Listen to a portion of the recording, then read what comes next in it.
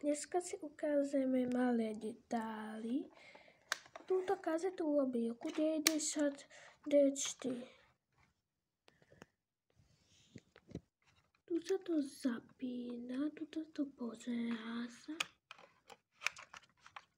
Tu sú batériky.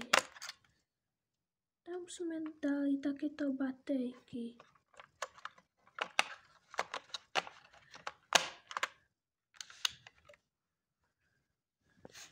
A to je takéto srdisko.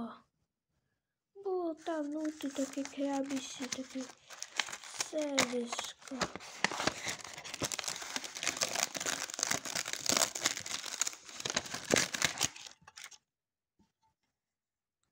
Srdisko.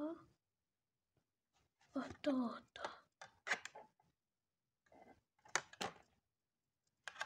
My to tu dáme. Zapneme žasidlo. To pomaly ide. Vy to nebudete posúť.